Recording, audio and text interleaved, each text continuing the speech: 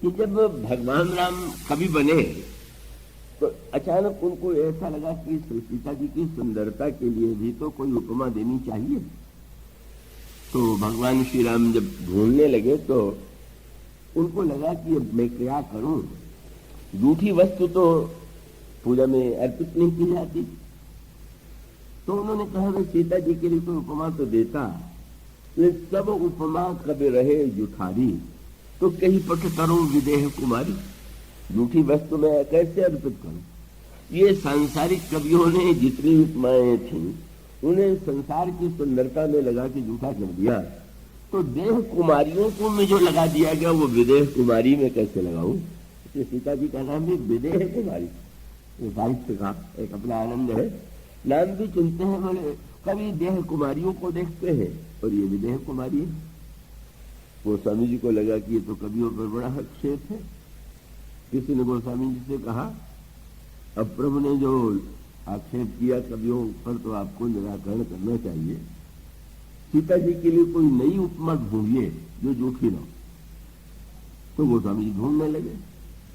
अब जब ढूंढने लगे तो अब ये हुआ कि संसार में तो कोई सौंदर्य ऐसा नहीं है कि जिससे तुलना की जाती। तो किसी ने कहा कि जो ऊर्ध्वलोक में दिव्य देवियां हैं उनसे आप तुलना कर दीजिए। तो वो स्वामी जी सोचने लगे और उन्होंने एक एक गिनाया। उन्होंने कहा, किसी ने कहा सरस्वती भी तो परम सुंदर है। तो गोस्वामी जी ने कहा कि सुंदर तो है पर उनमें बहुत बड़ा दोष। क्या बोले, बकवादी बहुत, गिरा मुखर। और ठीक बात भी है, बहुत कोई सुंदर हो पर बहुत अधिक बोलने लगे तो सामने तो व्यक्ति नहीं कहेगा, पर बाद में कहते हैं कि इसका मुंह जो मशीन की तरह चलते ही रहता है, बंद ही नहीं होता। मैंने बहुत बोलना कोई बहुत बढ़िया गुण नहीं, जब बस बोलते जा रहे हैं तो बस बोले ही चले जा रहे हैं। तो गोस्वामी जी ने कहा, भाई बहुत बोलना भी तो सौंदर्य की कमी है। अब सरस्वती की लाचारी तो ये है कि वो तो वाणी की देवी है, वो तो बोले ही, बोलना ही उनका काम है, उनकी उपमा नहीं देंगे। तो पार्वती जी तो महान परम सौंदर्यमयी है, कहाँ उनकी हम ये तो नहीं कहेंगे, लेकिन तनु अर्ध भवानी, शंकर जी और पार्वती मिलकर एक हो गए। आधा शरीर पार्वती का आधा शंकर का, तो अब आधे शरीर के कैसे तुलना दे। उनको भी कहा कि वो भी ठीक नहीं। तो किसी ने कहा लक्ष्मी जी, महालक्ष्मी, उनसे बढ़ के सौंदर्य में कौन होगा। तो उन्होंने कहा उनमें सुंदरता तो है, तो उपमा देता भी, लेकिन मैं क्या बताऊं, उसके भाई बहन इतने हैं दो, और दोनों से इतना प्रेम करती हैं कि जहां जाती हैं लेती जाती हैं। तो अब मैं तो सीता जी से तुलना नहीं करूंगा। क्या बोले, विश्व बारुणी बंधु प्रिय जे ही, तो कही रमासम किम वैदेही। लक्ष्मी जी का एक भाई बहुत प्रिय है विश्व, और दूसरी बहन बहुत प्रिय है वारुणी। जहां जाती है नशा उत्पन्न कर देती हैं, भौतिक ही नहीं और भी नशे उत्पन्न हो जाते हैं, और साथ साथ विश्व तो मारक होता ही है। अंत में व्यक्ति को लक्ष्मी के पाकर के उन्मत्त होगा तो उसके जीवन में मृत्यु की अंतिम विषाक्त परिणति होगी। तो उन्होंने कहा कि लक्ष्मी जी की मैं उपमा तो देता, लेकिन इनके कारण नहीं दूंगा।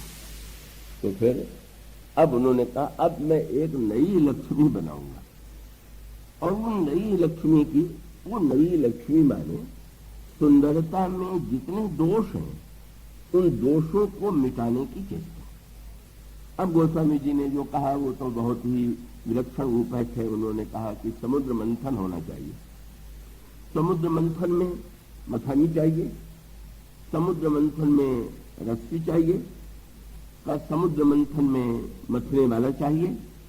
तो उन्होंने एक बड़ा विलक्षण रूप प्रस्तुत किया। उन्होंने कहा जो छवि सुधा पयोनिधि होई, छवि का अमृतमय समुद्र, तो और सारी वस्तुएं तो समुद्र में बदल दिया। पर वो पूछा गया कि वो कच्छप भगवान उसमें थे, तो वो जो कच्छप भगवान थे उनको बदल के यहाँ कौन सा कच्छप लाइएगा।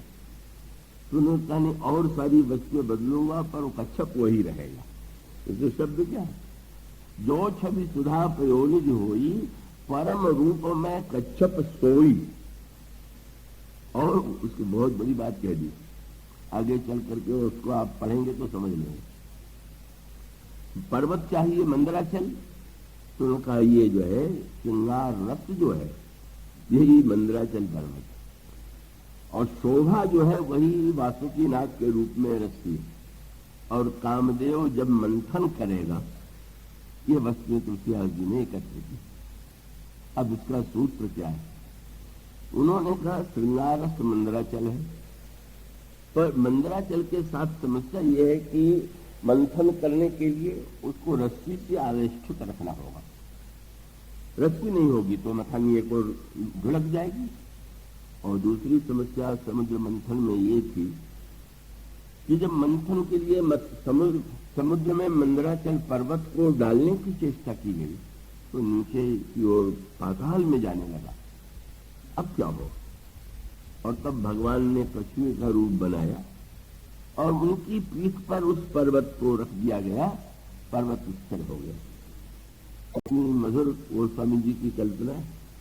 बोले श्रृंगार रस के साथ दो समस्या है। एक तो उच्छृंखल न हो जाए, इसके लिए उसको आवेष्टित कीजिए ऐसा सौंदर्य की जिसमें शोभा बनी रहे, नग्नता ना आ जाए, इससे शोभा रजू है।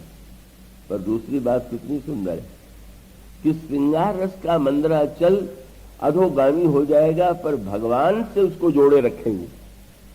बस भगवान पर आश्रित श्रृंगार जो है वो स्वामी जी ने कहा जब, और मथने के लिए और किसी को नहीं चुना, कामदेव से मंथन कराया।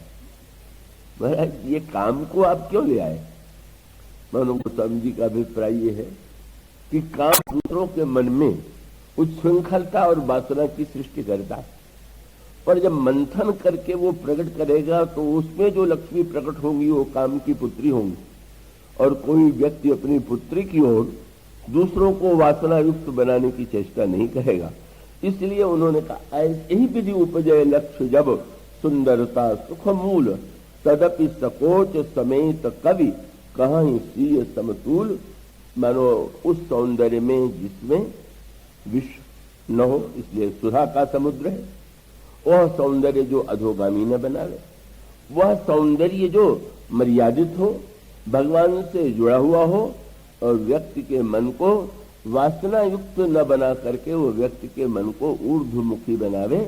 ये है गोस्वामी जी का उद्देश्य। इस तरह से उन्होंने पुष्पवाटिका प्रसंग में और श्री सीता जी और श्री राम के सौंदर्य के माध्यम से मन की समस्या का स्वरूप प्रस्तुत किया।